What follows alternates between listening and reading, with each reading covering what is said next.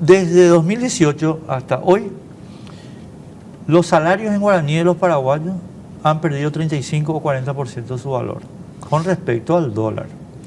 Ahora, ¿por qué esto le afecta a la gente común? Y porque, según el BCP, el 43% por ahí o alrededor de la canasta básica de precios, el IPC, está compuesto por productos que se pagan en dólares. En consecuencia, cuando en un plazo de 6, ¿cuánto sería? 2016, 6 años, te sacan el 30% de tu poder adquisitivo, algo no está funcionando bien. A ver, lo que pasa es que nosotros hemos elegido un régimen cambiario que se llama de tipo de cambio flotante, ¿verdad? En algún momento, allá por el 90, 91 más o menos, cuando salíamos del periodo de Stroessner, se hicieron un conjunto de reformas. Una de ellas es qué sistema cambiario vamos a usar. Vamos a usar un esquema de tipo de cambio fijo, un tipo de cambio flotante, y nosotros optamos por tipo de cambio flotante administrado. Le agregamos una palabrita ahí, administrado, sí. ¿Verdad? Porque es un mercado todavía muy subdesarrollado. El guaraní no tiene liquidez a nivel internacional, entonces eso requiere cierta intervención de la autoridad monetaria, en este caso el Banco Central, para evitar picos en las cotizaciones que se desvíen mucho de sus fundamentos, ¿verdad? Y eso tiene ciertas, o sea, te condiciona en algo eso, porque si vos decidís que vas a tener un régimen cambiario libre y flotante, te estás jugando a que efectivamente ese precio pueda fluctuar. Es muy volátil, el tipo de cambio es uno de los precios más volátiles que hay. Mira dólar, euro, mira lo que vos quieras. El tipo de cambio de flotante es muy volátil porque es un precio que equilibra dos mercados que reaccionan en tiempos distintos. El mercado de bienes, en las relaciones internacionales, el mercado de bienes que reacciona muy lento. Los precios de los bienes normalmente son bastante más fijos, digamos, que el mercado financiero. El mercado financiero expectativas te hacen cambiar la oferta y demanda y te pueden hacer fluctuar muy fuertemente, ¿verdad? Expectativas, no ni siquiera realidad, estamos hablando de expectativas. Si yo cambio mi visión hoy respecto a lo que puede pasar con el guaraní dentro de 6 meses, dentro de un año, yo actúo hoy anticipándome a esa realidad y actúo hoy afecta el mercado de cambio. Entonces genera una volatilidad alta, ¿verdad? Y esa volatilidad complica, o sea, influenciado por el flujo financiero, digamos, complica el mercado de bienes, porque de repente te sube 20 por 30% y aparece como que el poder adquisitivo del país cae respecto al resto del mundo, que es lo que vos estás reclamando, ¿verdad? Pero eso es algo con el cual tenemos que vivir si es que elegimos el régimen flotante. Ahora, la política monetaria o la política económica de un país no puede manejar todas las variables al mismo tiempo. Son cuestiones muy técnicas, no quiero aburrir a la gente, pero si el Banco Central dice que su meta es estabilizar los precios de los bienes, ¿verdad? Y actúa solamente en función al precio de los bienes o la inflación, como le llamamos nosotros, pierde grados de libertad respecto a lo que puede hacer con el tipo de cambio. Y eso es lo que le pasa, porque el Banco Central vino haciendo sus ajustes de tasa de política monetaria, que es la forma en que ajusta el precio del guaraní, en este caso internamente, ¿verdad? Vino reduciendo 8,5% al 6% en los últimos meses y obviamente eso tiene implicancias financieras. Yo de hecho me acuerdo que allá cuando hice la charla de Dende de Perspectiva, allá por fines de noviembre, alerté ahí que tengamos cuidado, seamos prudentes en el ritmo de reducción de la tasa, porque si se pega mucho la tasa de interés de guaraníes con la tasa de interés que está fijando la FED, que es nuestra contraparte con el dólar, eso va a hacer que haya mucho incentivo de parte de los ahorristas de querer invertir en dólares versus guaraníes, porque si las tasas son muy iguales, nuestra convicción todavía de nuestros ahorristas en general en Paraguay es que el dólar es una moneda más segura que el guaraní. Entonces, si me ofrecen los mismos rendimientos, yo prefiero irme por el lado del dólar, ¿verdad? Eso tiene un efecto de expectativas que ya afecta la cotización del dólar. Y eso es lo que le ha venido. Porque está generando una sobredemanda. O sea, se movió la demanda por una cuestión de expectativas. ¿Me permitís? Sí. Miguel Mora, director de estudios técnicos del BCP. ¿Cómo te va, Miguel? ¿Qué tal, Enrique? ¿Cómo estás? Un saludo para vos, para la audiencia y también para César. Gracias. Bueno, Miguel, esto que está diciendo César, para mí tiene un aspecto de revelación, pero que confirma un poquito el punto que siempre hablamos, y con César también. O sea, lo que ustedes están haciendo en el BCP es generar más dinero en guaraníes. Y por tanto, bajaste la tasa, ¿verdad? A 6%. Ese es el dato correcto, ¿verdad? Sí, bajó la tasa. Y en consecuencia vos tenés la situación que está, no sé si llamarle disparando, ¿verdad? Pero manteniendo una tasa constante de crecimiento de la cotización del dólar. ¿Es así o no es así, Miguel? Yo no lo veo de esa forma. O sea, digamos, el mercado financiero, digamos, está poco integrado al resto del mundo, a la región. Realmente es un mercado financiero bastante incipiente, y lo que nosotros realmente vemos es que coincido, digamos, en las expectativas, en el sentido de que los agentes económicos, no solamente en Paraguay, sino a nivel mundial y regional, esperaban, digamos, un cambio en la política monetaria de la Reserva Federal, en el sentido que a finales del año 2023 había cierta expectativa que el proceso de normalización de la Reserva Federal estaría empezando en el primer trimestre, digamos, del 2024. No obstante, las sorpresas, digamos, inflacionarias que se dieron en los primeros meses del año, en el sentido de que la inflación fue mayor a las expectativas del mercado, han hecho, digamos, que ese proceso de normalización se haya postergado, y por lo tanto hoy estamos asistiendo a un escenario, digamos, mundial donde las tasas de interés probablemente permanezcan, digamos, por más tiempo.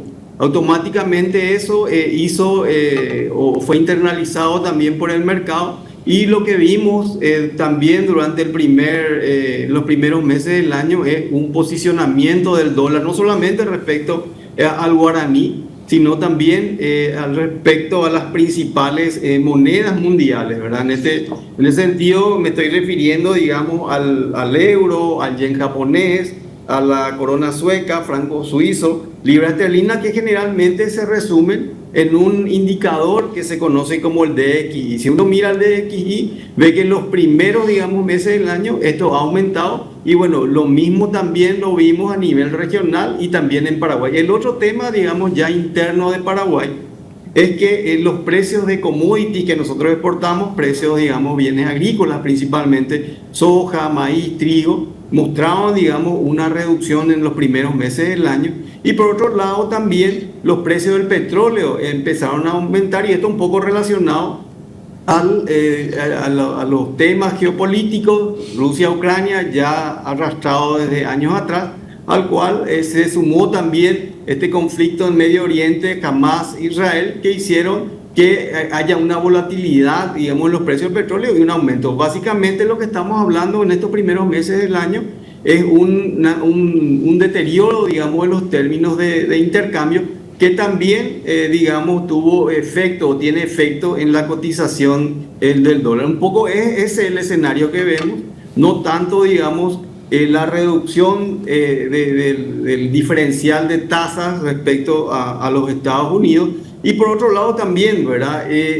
Nosotros vemos que la inflación que estamos teniendo hoy, que está en torno a una tasa interanual del 4%, en gran medida está explicado, digamos, por la parte de alimentos, y dentro de alimentos por rubros volátiles de la canasta, que justamente hacen que el nivel de la inflación general del 4%, o sea, esté en 4%, pero si miramos indicadores de tendencia, esa tasa está en niveles del 3,1% o 3,3%, y me refiero principalmente a la inflación núcleo, que es la que miramos para la determinación, digamos, de los pasos de política monetaria, o el IPC, que excluye alimentos y energía, que generalmente es el que se utiliza a nivel mundial también para ver el comportamiento de la inflación más en el mediano y largo plazo, ¿verdad? Y eso, como mencionaba, también está por debajo de la meta. Un poco es el análisis que nosotros hacemos, Enrique, de la situación que hoy estamos viendo. Y Claro. por más que el dólar, digamos,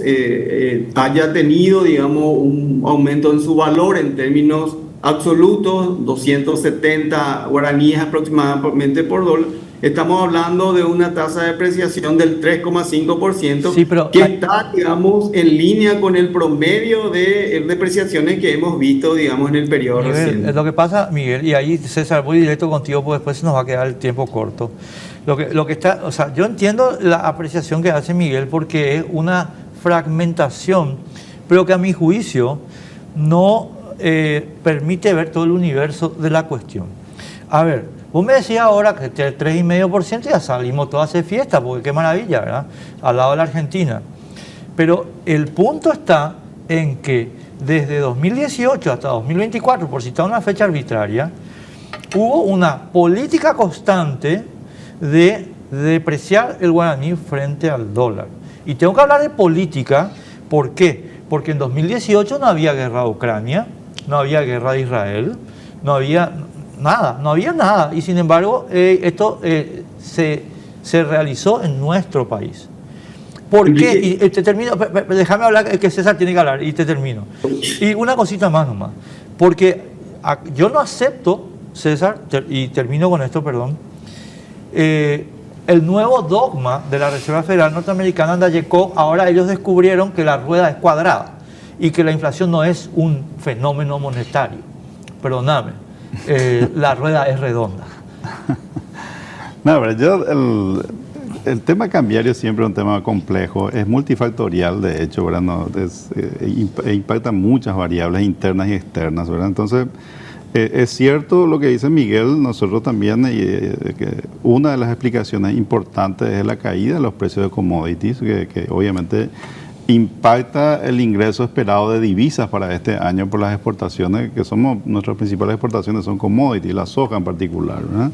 Que también impacta las expectativas, porque cuando la gente ve de que efectivamente los precios cayeron, ahí ya se asume que va a haber menos dólares, y los importadores que tienen mucha liquidez hoy también pueden acceder a crédito, qué sé yo, en vez de comprar dólares en septiembre, te pueden comprar dólares hoy si ellos están esperando que va a subir en septiembre. Entonces, uno de los factores es eso. Ahora, sí, yo le asigno un componente, no sé si igual, pero muy importante también a la diferencia de la tasa de interés, que afecta no solamente a Paraguay, eso afecta a todos los países que él mencionó, porque todos los países, especialmente los de América Latina y emergentes en general, tuvieron una política muy agresiva de reducción de tasas de interés versus cuando los Estados Unidos lo estaban incrementando. Entonces, yo no digo que eso esté mal ni bien, lo que digo es que... Eso es lo que ocurrió. Eso es lo que ocurre, y cuando la gente ve de que esa diferencial de tasas no responde a las ponderaciones de riesgo y de costo que uno tiene en cada una de las monedas, y te modifican la gente sus inversiones. Claro, y está ocurriendo en Paraguay eso hoy. Te estás mirando para el dólar. Claro, además en Paraguay ni siquiera hace falta que estemos tan integrados internacionalmente, porque nosotros somos un país bimonetario en el sistema financiero. Entonces, cuando la gente ve de que esto hay incentivos más para dólares, se te invierte en dólares. Cuando hay más incentivos en guaraníes, te invierte en guaraníes. No hace falta que vos saques la plata del país, como inversionista estoy hablando. Pero sí, obviamente que estas decisiones tienen impacto en la demanda, modifica la demanda o la oferta de dólares en cada momento del tiempo, ¿verdad? Miguel, qué corto que nos quedamos. Yo les pido disculpas a los dos, nos quedamos mega cortos. Pero Miguel, yo te voy a decir una cosa. Para que vos puedas cerrar, espera, para que vos puedas cerrar. ¿Por qué todas estas cuestiones que estás arguyendo para explicar la situación de nuestro país no le pasan a México? México está en Marte, o sea, México no es vecino de Estados Unidos, México no tiene la crisis de Ucrania, la crisis de Hamas, México no es un exportador de commodities, aparte de productos industriales, ciertamente más que nosotros, mucho más, pero entonces uno dice, espera un poco, ¿cómo puede ser que para nosotros todos estos eventos generen una depreciación del poder adquisitivo en guaraníes, pero a los mexicanos les produzca lo contrario? ¿Qué pasa ahí? O sea, yo voy a hablar de Enrique de Chile, que tuvo el mismo proceso. Justamente no conozco bien los datos de México, pero en Chile también tuvo una depreciación importante y últimamente muestra una apreciación importante. Yo un poco creo que depende del commodity que uno exporta. En el caso nuestro, exportamos soja, cayó el precio de la soja, y lo que se habla de Chile es que la apreciación responde en gran medida al aumento del precio del cobre. Por lo tanto, yo creo que depende un poco de esos factores, ¿verdad? De qué exporta, digamos, cada país. Ahora, lo que quería mencionar, Enrique, es lo referente, digamos, a la pérdida de poder adquisitivo que habías mencionado. Quiero responder esa parte. Sí. O sea, los que estamos en meta de inflación, casi en su mayor parte, elegimos, digamos, como meta una tasa de inflación positiva, que generalmente está entre 2 y 3%, en el caso nuestro 4%. Ese es nuestro compromiso y por lo tanto sí, te acepto. En cada año la variación que decimos que va a ocurrir en los precios es 4%. Ahora, ¿por qué es positivo la tasa? ¿Por qué no es cero? ¿O por qué no es negativo, verdad? Sencillamente por el hecho de que lo que se sabe es que el IPC tiende a sobreestimar, digamos, la inflación. ¿Por qué? Porque tiene, digamos, una estructura que es fija, por lo tanto, dado un aumento de precio, el IPC siempre compra la misma cantidad de productos. ¿Qué es lo que hace un consumidor cuando aumenta el precio de un producto? Sustituye. Por lo tanto, por esa razón es positivo y por esa razón la tasa de inflación tiene que ser positiva. O si no, podríamos incurrir en una política monetaria muy restrictiva que también es, digamos, pernicioso, digamos, para la economía. Por eso todos los países tienen tasas positivas, pero la mayor parte de la pérdida de poder adquisitivo de los salarios, incluido también de todo el sector público, ocurrió entre el 2021 y 2022. Y ahí sí fue relevante, digamos, los aumentos de precios de petróleo. Por eso yo mencionaba esto y solo Enrique, porque vos mencionaste que en 2016 se está dando los aumentos. Miguel, te tengo que dejar, déjame decirte algo. Les vuelvo a convocar, les pido disculpas a los dos. De 2018 a 2024, yo perdí el 35% del poder adquisitivo de mi salario. Yo. Y todo lo que ganamos en guaraníes. 35%. Entonces, pero ahí vos, lo que falta, vos lo que querés poner, Miguel, voy a ser grosero, te aviso bien, querés ponernos vaselina y decir, ay, no, 3,5% nomás al año. No. No, pero para eso están las cláusulas de indexación. Pero ¿dónde? Mostrame dónde están, porque yo lo conozco.